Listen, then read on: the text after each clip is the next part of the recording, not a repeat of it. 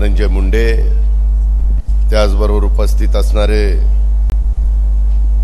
आमच्या महिला बाल विकास खात्याची जबाबदारी ज्या आमच्या मुलीवर आम्ही सोपवलेली आहे ती आदिती तटकरे, रुपाली चाकणकर, सूरज चव्हाण, बाळासाहेब नाहटा, कपिल पवार, प्रशांत गायकवाड, विक्रम कळमकर, ताराचंद मस्के, वैशाली नागवडे, सुषमा रावडे, काशीनाथ दातेसर, अशोकराव सावंत, अनेक वेगवेगळ्या भागातून आलेले माझे बंधू भगिनी, आमचे नाशिकचे अध्यक्ष रवींद्र पगार, दादा फराटे, बरेच सहकारी आहेत. आता मी सगळ्यांची नावं घेत नाही.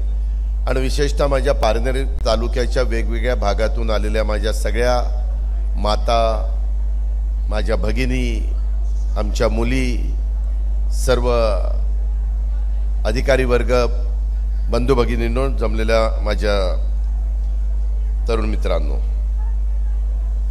थोडासा आज यायला उशीर झाला. आज माझा वाढदिवस असतो आणि मी सहसा दरवर्षी 22 तारखेला माझी आई 86 वर्षाची झालेली आहे आणि मी आईजवळ दिवसभर थांबतो आणि माझा वाढदिवसाचा तो दिवस मी आईच्या जवळ घालवतो.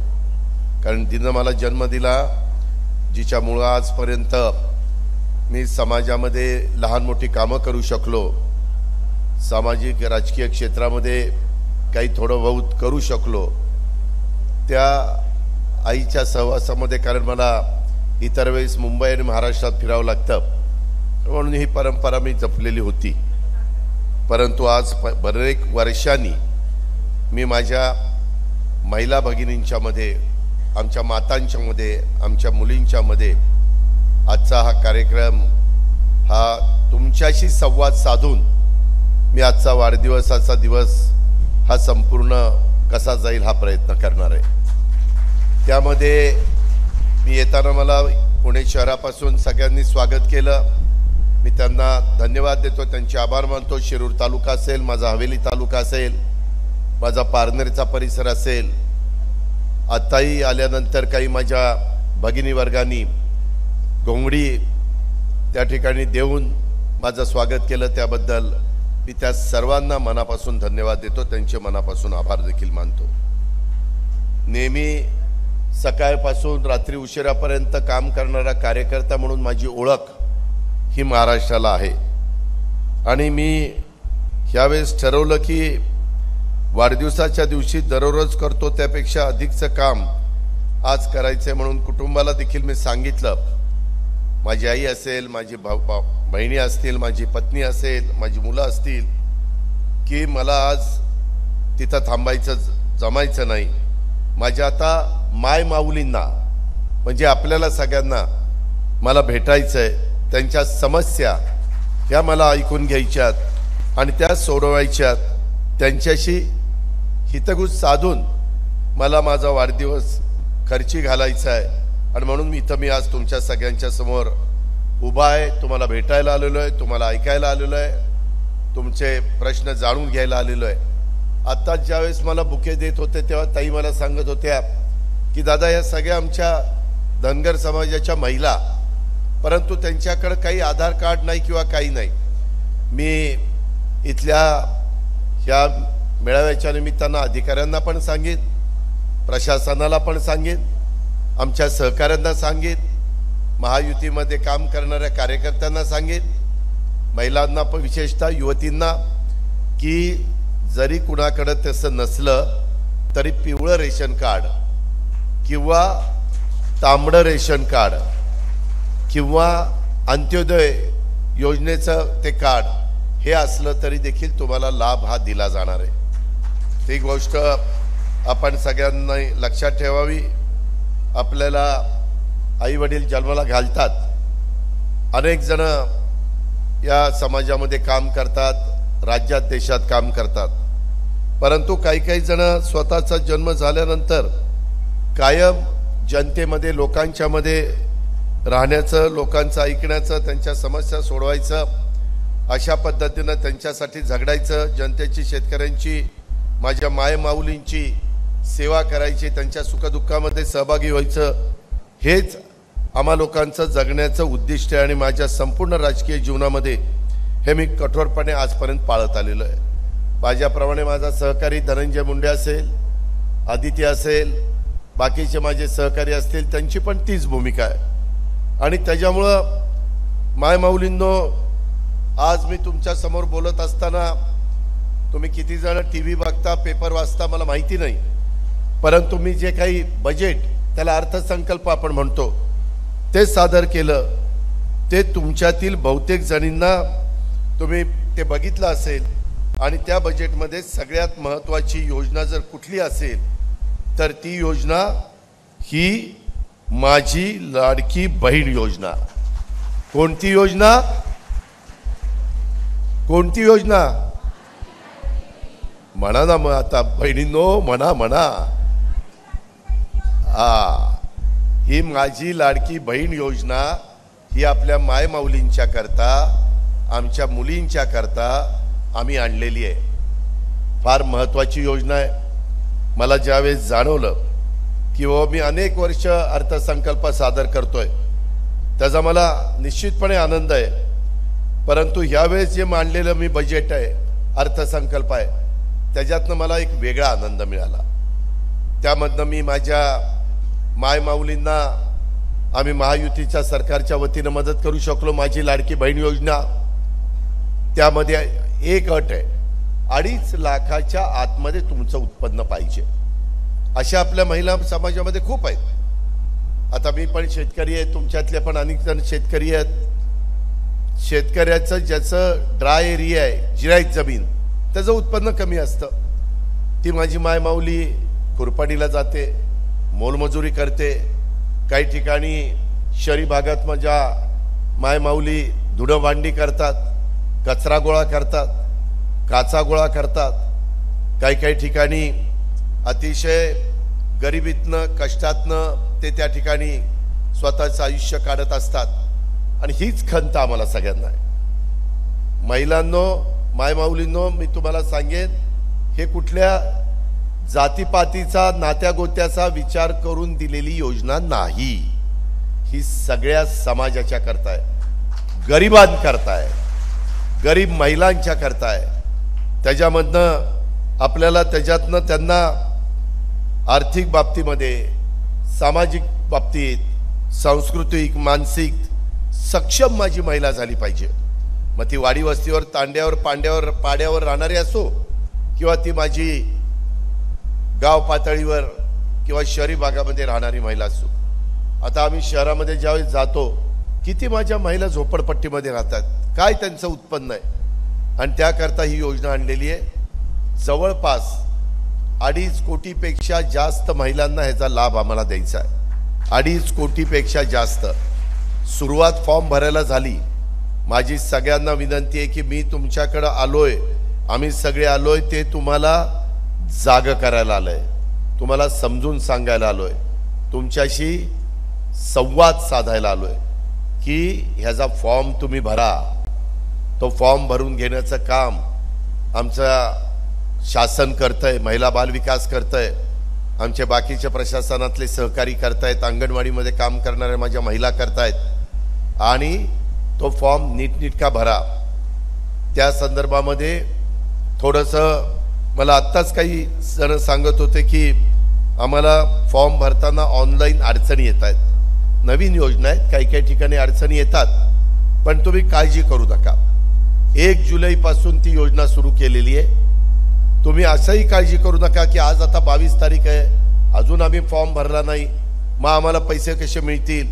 हे पैसे तुमच्या अकाउंटला, तुम्हाला तुमच्या बँकेमध्ये पण खातं उघडायचं आहे, ते सगळं त्या फॉर्ममध्ये व्यवस्थितपणे सांगितलेलं आहे.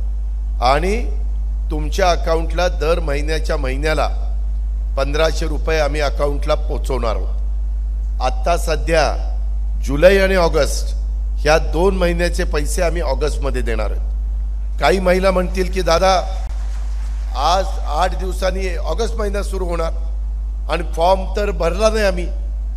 मायमाऊलींनो, तुम्ही जरी ऑगस्ट महिन्यामध्ये फॉर्म भरला आणि तुम्ही त्याच्यामध्ये लाभार्थी म्हणून बसत असला तरी तुम्हाला जुलैपासूनचे पैसे दिले जाणार आहेत. त्यामुळं काळजी करू नका।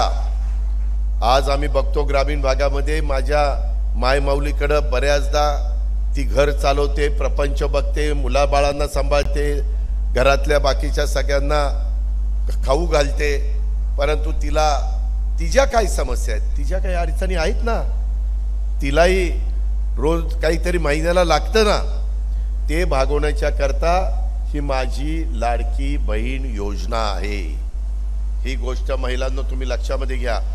विरोधकांनी माझ्यावर टीका केली, हे सगळे सभागृहात होते आणि मी अर्थसंकल्प मांडत होतो की माझी लाडकी बहीण योजना मी आमच्या मायमाऊलींनी महाराष्ट्रातल्या महिलांच्या करता आणल्यात। मग त्या मागासवर्गीय महिलांमध्ये असू द्यात, आदिवासी असू द्यात, मुस्लिम असू द्यात, भटक्या असू द्यात, सर्वसाधारण असू द्यात, ओबीसी असू द्यात, सर्व घटकातल्या महिला, फक्त ती महाराष्ट्रातली राहणारी असली पाहिजे, परराज्यातली नाही, महाराष्ट्रातली राहणारी।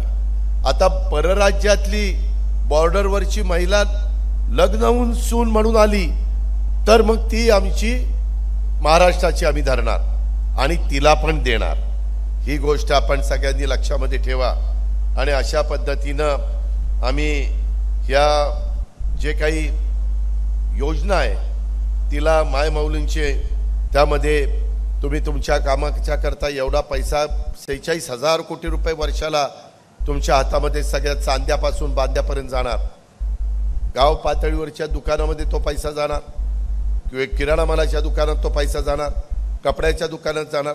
ह्याच्यातनं ग्रामीण भागाचं, शहरी भागाचं उत्पन्न देखील दुकानदारांचं वाढायला मदत होणार आहे। आज हा काही कमी पैसा नाहीये। मला आमची मुलं, आमच्या बहिणी ही अशा प्रकारे त्यांना आम्ही काय केलेलं आहे, मुख्यमंत्री आणि आम्ही दोन्ही उपमुख्यमंत्री मिळून साधारण माझ्या माहितीप्रमाणे 19 ऑगस्टला रक्षाबंधन आहे। आता एका भगिनीने मला राखी बांधली, त्याच्यामध्ये 19 ऑगस्टला रक्षाबंधन आहे। आमचा प्रयत्न आहे रक्षाबंधनाच्या निमित्तानंच आमच्या मायमाऊलींना त्यांच्या अकाउंटला 3,000 रुपये जुलै ऑगस्टचे द्यायचे या पद्धतीनं। आणि एवढी चांगली योजना आणली तरी मायमाऊलींनो विरोधक माझ्यावर टीका करतात। काय वाईट योजना आहे? गरिबा करताय ना। ज्याच्या घरामध्ये 4 चाकी वाहन आहे, गाडी, त्यांना नाहीये, कारण 4 चाकी वाहन म्हणजे त्यांची परिस्थिती चांगली आहे, परंतु जी गरीब आहे त्यांच्याकरता खास ही योजना आपण त्या ठिकाणी आणलेली आहे। कारण आम्ही गरीब महिलांचं दुःख समजतो। पोटाला चिमटा काढून स्वतः उपाशी राहून कधी कधी मी काही भगिनी बघितलेले आहेत, माझ्या मायमाऊली बघितलेले आहेत, स्वतःच्या गरजांच्याकडे दुर्लक्ष करतात आणि ती महिला ही कशा कुटुंबाच्या करता राबवतात हे आपण सगळ्यांनी पाहिलंय। ती पहिल्यांदा नवऱ्याचं बघते, मुलाबाळांचं बघते, ती स्वतःकडे दुर्लक्ष करते। ते तिचं दुर्लक्ष आम्ही पाहत आलोय लहानपणापासून आणि त्याच्याकरता आम्हाला त्यांना सक्षम करायचंय। लाडकी बहीण पाठोपाठ आम्ही मांडलेलं एक दुसरी योजना म्हणजे इतर वेगवेगळ्या पद्धतीनं महिलांनो, काही ठिकाणी आई वडील गरीब असल्यानंतर तुमच्या घरामध्ये जन्माला आलेल्या मुलीला आम्ही शिक्षण देतो मोफत, परंतु कॉलेजचे शिक्षण कधी कधी आई वडील गरीब आहेत आणि त्यांना देता येत नाही। काही उदाहरणं तर आमच्या बाबतीत अशी ऐकायला मिळाली की तितके दिवस आम्ही 50% त्यांची फी भरायचो कॉलेजची, मुलींची, खास मुलींच्या करता योजना आहेत, गरीब आणि मध्यमवर्गीय मुलींच्या करता 8 लाखाच्या आतमध्ये उत्पन्न असणाऱ्या करता, आणि 50% रक्कम आमची त्या कॉलेजला गेली, परंतु राहिलेली 50% रक्कम पण तिच्या आई वडिलांच्याकडे भरायला नव्हती।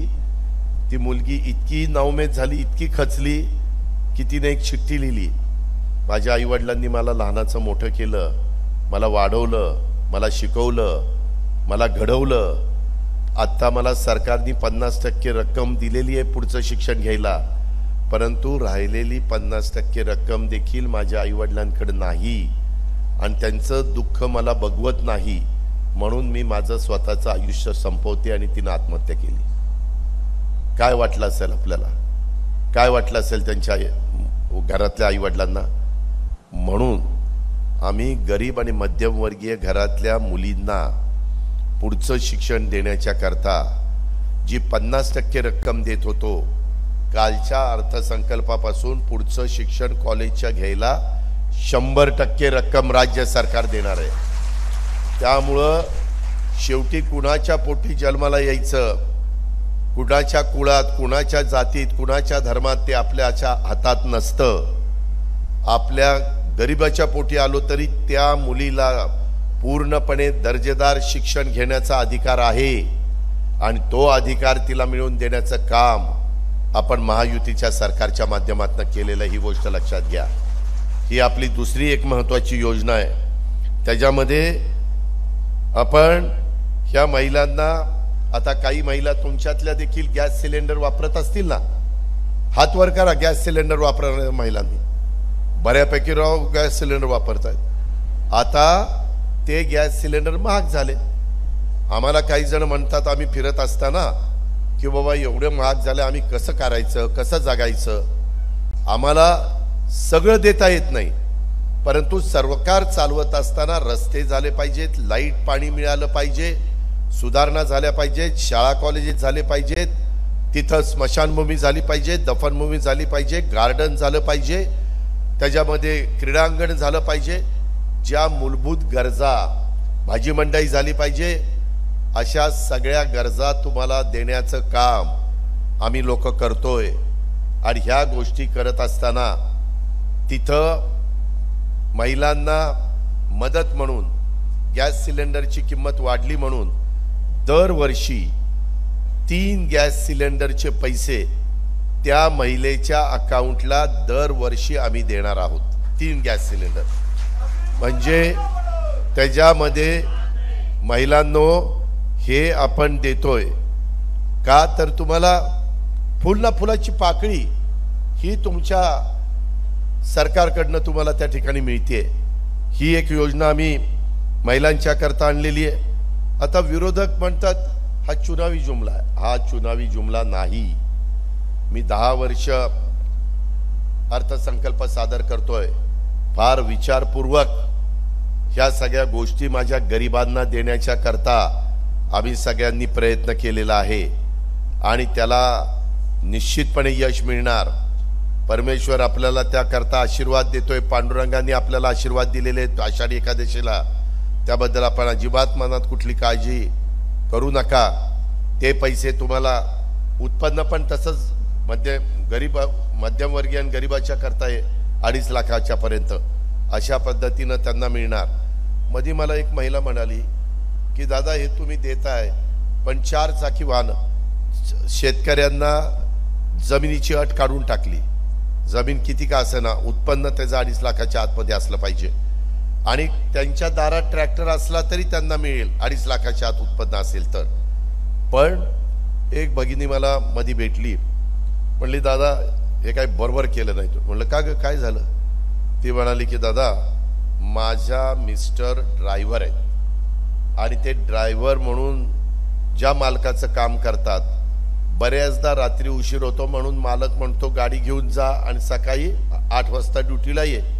त्याच्यावर ती गाडी येते माझ्या दारात उभी राहते। ती कशामुळे राहते? नवरा ड्रायव्हर आहे म्हणून। मी मालकी नाही म्हणून नाही, मालक आहे त्याचा वेगळाच। आणि उद्याच्याला तुमची लोक फॉर्म भरायला आले आणि 4 चाकी वाहन बघितलं की मला काट मारतील आणि पुढे जातील। त्यामध्ये तुम्ही काळजी करू नका। काहींचे मिस्टर पती ड्रायव्हर असले तरी मालक त्याचा वेगळा आहे। तुम्ही 2.5 लाखाच्या आतमध्ये बसताय, तुम्हाला देखील 1500 रुपये महिन्याला मिळणार। त्याच्यावर ड्रायव्हर असणाऱ्या पत्नींनी, नवरा ड्रायव्हर असणाऱ्या पत्नींनी काळजी करण्याचं कारण नाही। त्यामध्ये ह्याही पद्धतीचा आपण निर्णय घेतलेला आहे। मायमाऊलींनो, हे सगळे निर्णय घेत असताना आम्हाला विरोधक म्हणले आता ह्यांना बहिणींचा, ह्यांना मातांचा पुळका आला आणि मग काय वाईट झालं? ते पण राज्यकर्ते म्हणून काम करत होते ना विरोधक। कधी दिलं का त्यांनी? कधी विचार केला का? गरिबाला कुठंतरी इतरांच्या बरोबर आणण्याच्या करता, प्रयत्न करण्याच्या करता त्यांचं काम नव्हतं का? आणि आमच्या अर्थसंकल्पाला मात्र शिवे देतात, नावं ठेवतात, चुनावी जुमला म्हणतात. ही गोष्ट बरोबर नाहीये.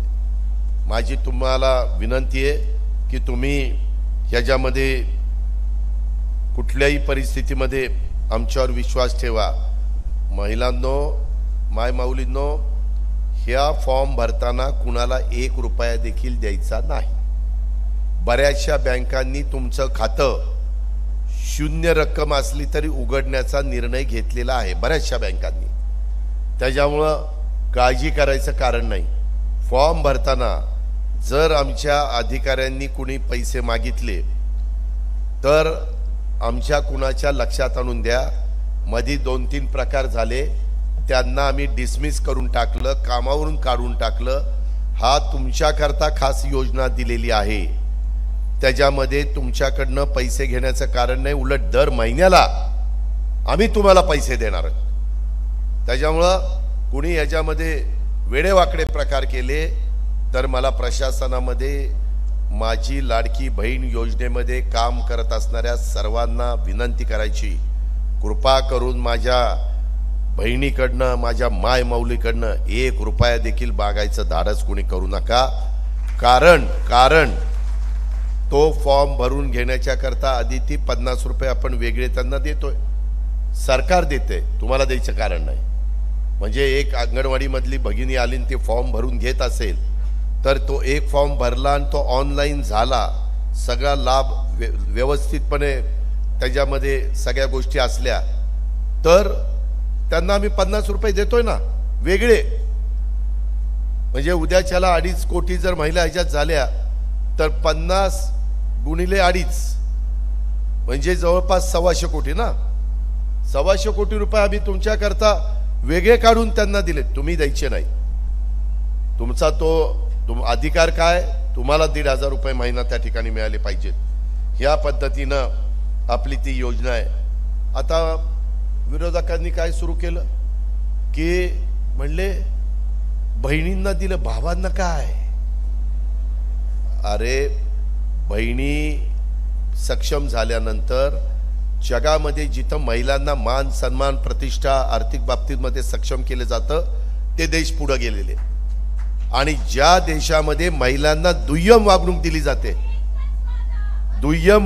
जाते, हे थांब तू नंतर जेवायला घालताना पण पहिलं मुलाला द्यायचं, काय चांगलं असेल ते मुलाला, मुलीला काय तुला राहू दे, तू जरा बाजूला राहा, असा भेदभाव काही जण करतात.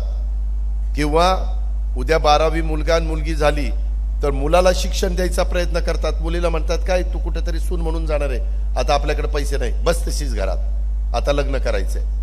तिचा अधिकार नाही का, तिला शिकण्याचा अधिकार नाही. ती उद्या चांगलं शिकली तर ती पण मोठी कोण कलेक्टर होऊ शकते, डॉक्टर होऊ शकते, इंजिनियर होऊ शकते, पायलट होऊ शकते. काही तिच्यामध्ये जे काही गट्स आहेत, तिच्यामध्ये जे ज्ञान तिनं संपादन केलेलं आहे त्याच्यातनं ती बरंच काही करू शकते.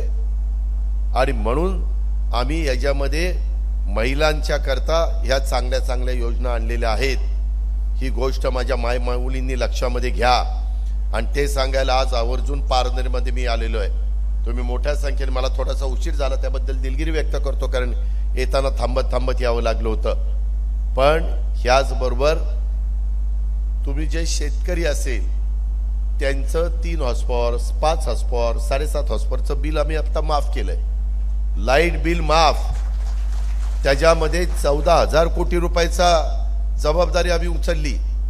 आणि आता इथनं पुढं तुमच्या शेतकरी म्हणून वीज पाहिजे असेल तर सोलर पंप आम्ही तुम्हाला देणार आहे. तिथं तारा ओढा हे करा तसलं नाही, पॅनल बसतील विहिरीच्या जवळ आणि 3ची मोटर 5ची मोटर 7.5ची मोटर सोलर पंप 8.5 लाख आपल्या महाराष्ट्रामध्ये सोलर पंप देण्याचा निर्णय आम्ही लोकांनी घेतलेला आहे. 8.5 लाख.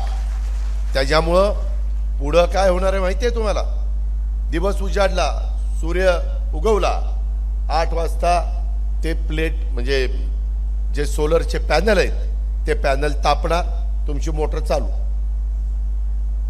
त्याला ती वीज सूर्यापासून मिळणार आहे, पैसे भरायचे नाहीत. बिल थकलंय, कनेक्शन तोडलंय, आकडा टाकलाय, भानगड नाही.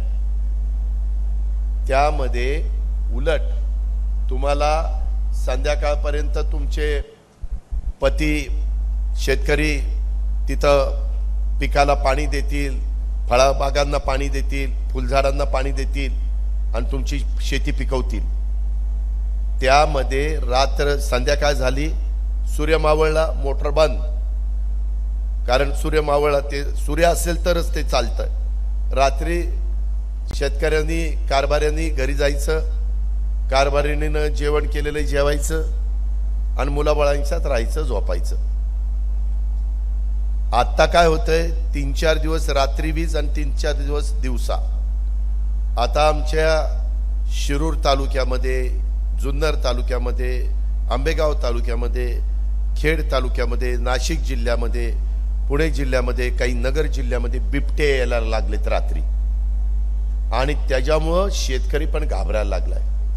कारभारिणीला पण वाटतं याला नवरा गेलाय पाणी धरायला किंवा पिकाला पाणी पाजायला, पण काही बिबट्याने हल्ला केला तर काय, ती काळजी आता राहणार नाही. आणि बिबट्यांच्या करता वेगळा बंदोबस्त आम्ही केलेला आहे, तो सांगून मी तुमचा वेळ घेत नाही. अशा पद्धतीनं विंचू काट्याचं रात्री अपरात्री आपल्या कारभाऱ्याला तिकडं पाणी जायची गरज नाही, अशा प्रकारची आपण ही योजना आणलेली आहे. 8.5 लाख पंप आणि 9,000 मेगावॉट वीज आम्ही सोलरवर करतो. त्याला लागणारी जमीन राज्य सरकारने दिलेली आहे. 1.5 वर्षात त्या सगळ्या हे चालू होईल, वीज चालू होईल त्याची, आणि तुमच्या सगळ्या योजनांना दिवसा वीज मिळायला लागेल. ही योजना भावांच्या करता आणली नाही, ही चांगली योजना नाही. त्यामध्ये अजून एक, मुली आणि मुलं शिकली, 12वी झाली, डिग्री घेतली, डिप्लोमा झाले, तर त्यांना नोकऱ्या मिळत नाही. कारण ते कुठं गेले आणि एखादा कारखानावाला म्हणतो की अरे तू 12वी झाला, तुला अनुभव काय, नाही अनुभव, मग तुला नोकरी नाही. त्याकरता आम्ही स्टायपंड देणार आहोत. त्या मुलाला मुलीला त्या कारखान्यामध्ये तिनं शिकायचं, काम करायचं, आणि नंतर वर्षांनी आम्ही तिला सर्टिफिकेट देणार आहे सरकारचं, मुलाला किंवा मुलीला.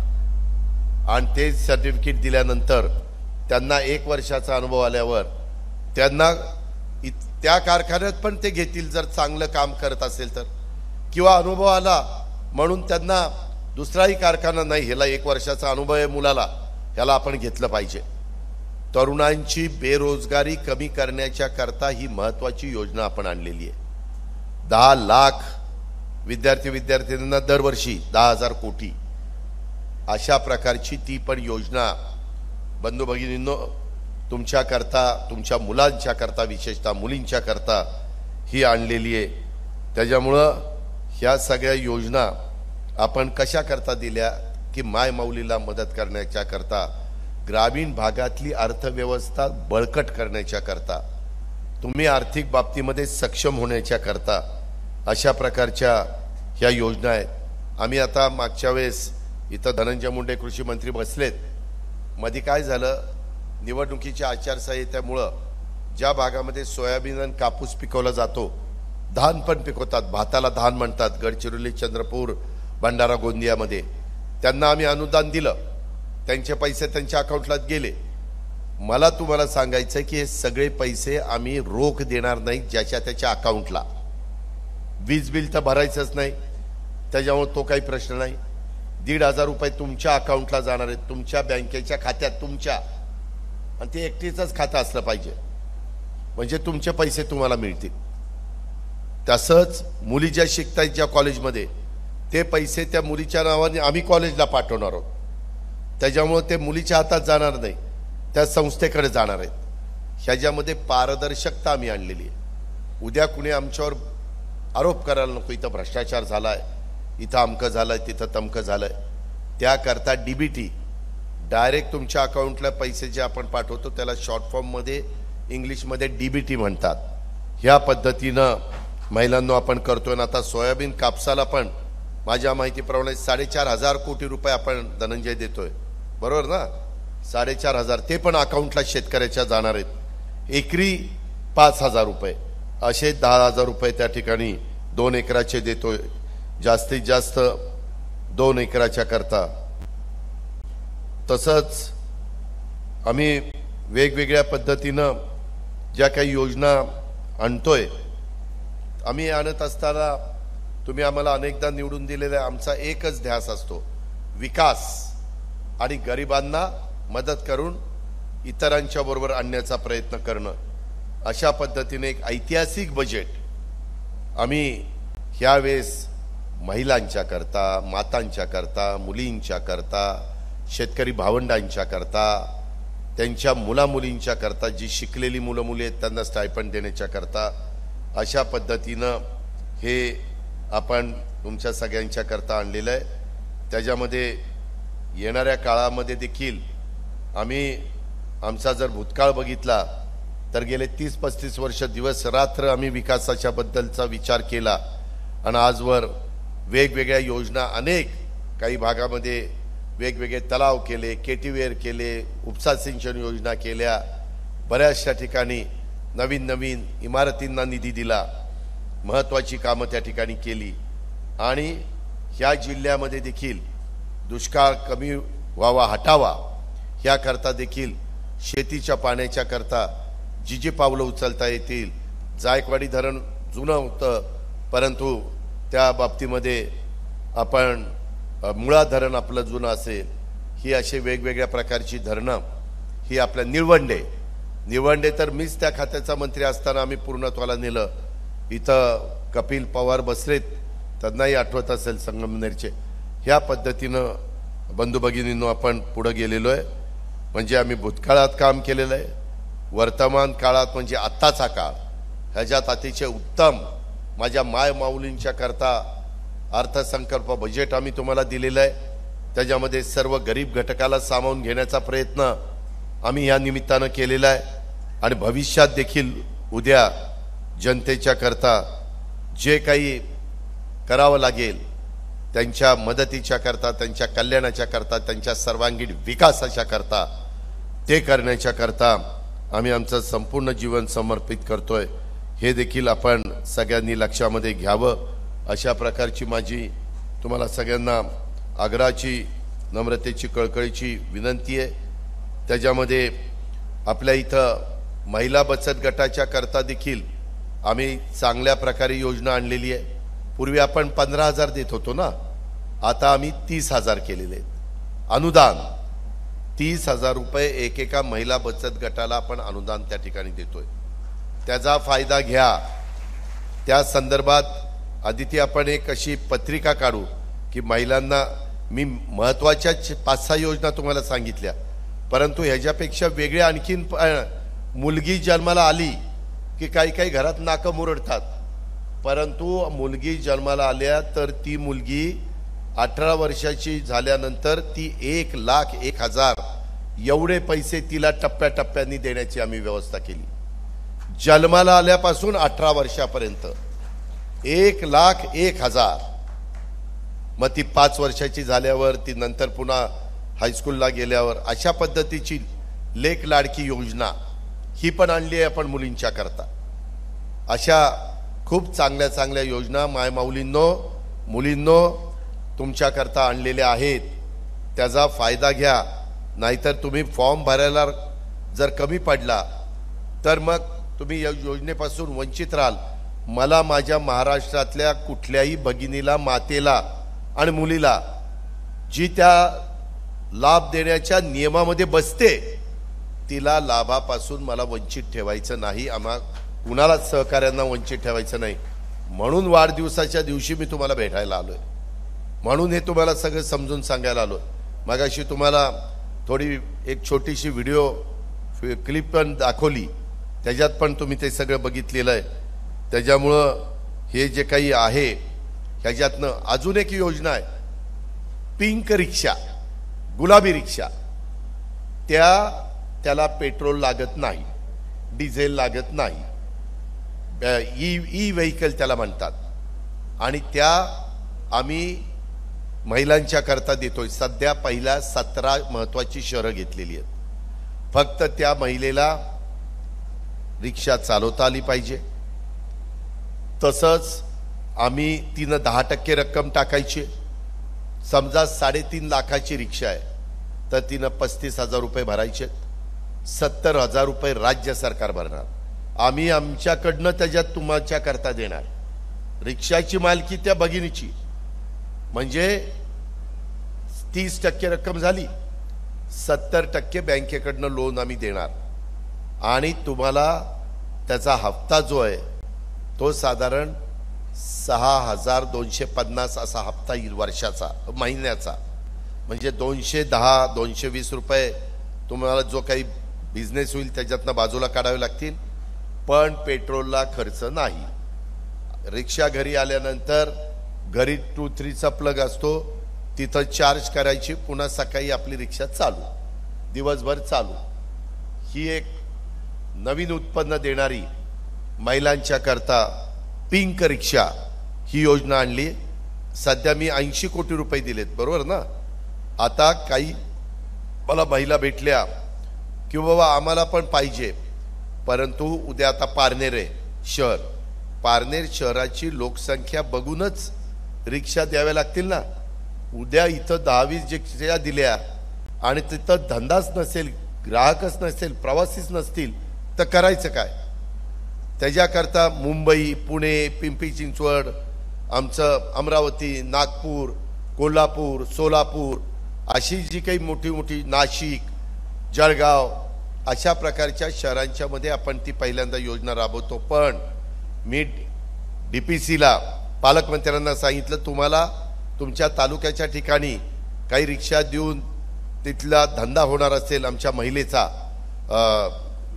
प्रवासी त्यांना तेवढं मिळणार असतील रिक्षा चालकाला, आणि ते रिक्षा मात्र महिलांनी चालवायची।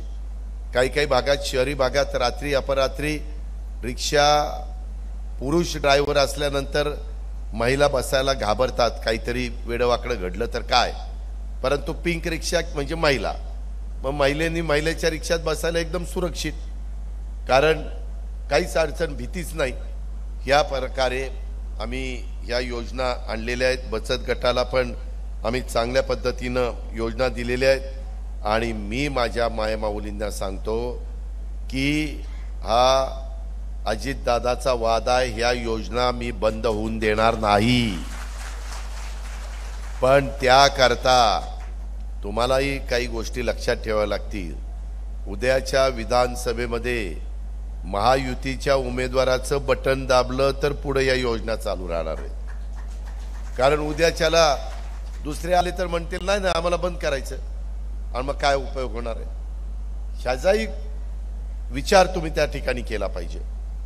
अशा पद्धतीनं आम्ही हा दादाचा वादा आहे तुम्हाला, आणि तो लाभ आणि त्याच्यातनं तुम्हाला मिळणारं बळ, ह्याच्यातून तुम्ही एकदम तुमच्यात सक्षमपणा येणार आहे, तुम्हाला एक कॉन्फिडन्स येणार आहे, हे देखील आपण सगळ्यांनी लक्षामध्ये घ्या।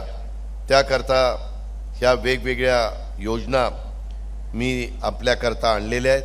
माझी सर्वांना विनंती आहे की त्या योजनांचा फायदा घ्या। अधिकाऱ्यांनी पण अंत्योदय पिवळं कार्ड, आमचं भगवं कार्ड, आता ज्या महिला आल्या होत्या माझ्या धनगर समाजाच्या, त्यांच्याकडे अंत्योदय योजनेचं कार्ड पण नाही का? काहीच नाही, पण राहणारे मात्र पारनेरचे आहेत।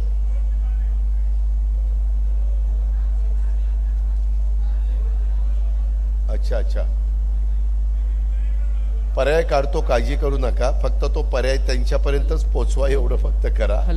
पर्याय काढला जाईल, आपल्याला एकालाही त्याच्यात लाभामध्ये ती मोडत असेल, बसत असेल तर तिला लाभापासून वंचित ठेवायचं नाही, हेच सांगण्याच्या करता मी आलेलो आहे। त्याच्यामुळे तुम्ही त्याच्याबद्दलची काळजी करू नका, हे पण मला तुम्हाला सगळ्यांना सांगायचं आहे। पण हे सगळं करत असताना माझी नम्रतेने तुम्हाला विनंती आहे की सरकार तुमच्या करता ह्या सगळ्या गोष्टी करतंय, आपण पण काही जबाबदारी उचलली पाहिजे।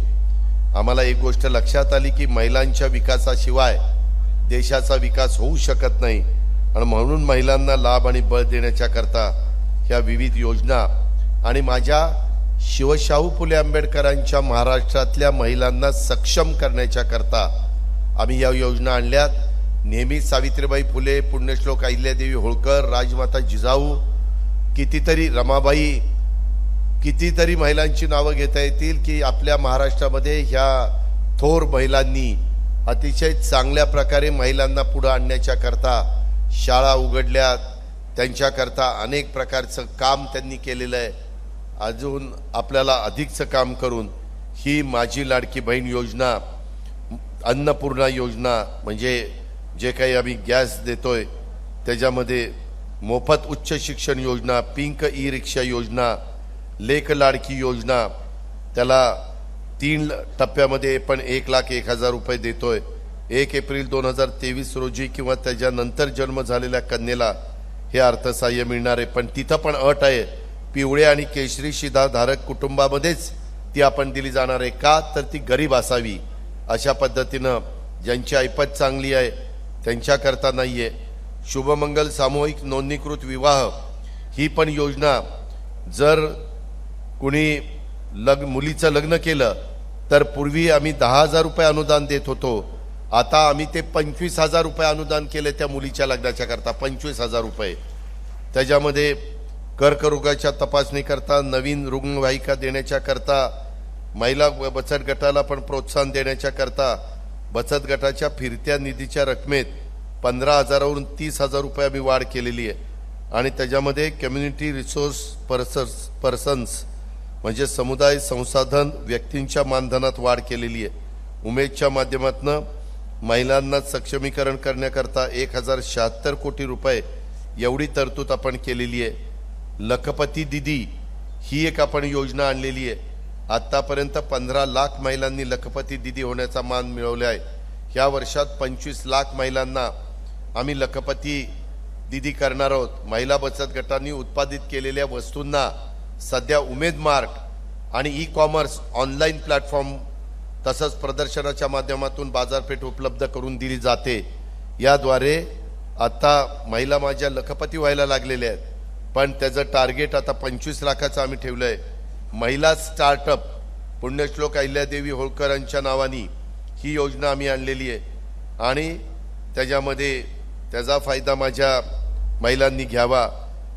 आई योजना पर्यटन क्षेत्रातील महिलांना, लघुउद्योजकांना 15 लाखापर्यंत घेतलेल्या कर्जावरील व्याजाच्या परताव्यात आई योजना सुरू केलेली आहे आणि त्यातून 10,000 रोजगार निर्माण आम्ही त्या ठिकाणी करतोय।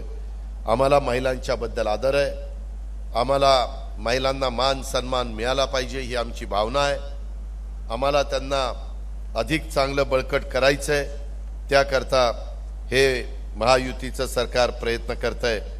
आणि म्हणून भावाच्या नात्याने मी अर्थसंकल्प सादर करत असताना ह्या चांगल्या चांगल्या योजना तुम्हाला देण्याचा प्रयत्न केलेला आहे आणि ते सांगण्याच्या करता मी इथं आलो। आपण एवढ्या मोठ्या संख्येने महिला उपस्थित राहिल्याबद्दल मी तुम्हाला धन्यवाद देतो, तुमचे आभार मानतो। माझी तुम्हाला विनंती आहे की मी इथं आता बसतो, तुम्हाला त्या योजनेच्या बद्दल काही शंका असेल तर तुम्ही विचारा, लाऊडस्पीकर तुम्हाला दिला जाईल बोलायला आणि त्या पद्धतीने मी त्याचं उत्तर तुम्हाला देईन। धन्यवाद। जय हिंद, जय महाराष्ट्र। एबीपी माझा, उघडा डोळे बघा नीट।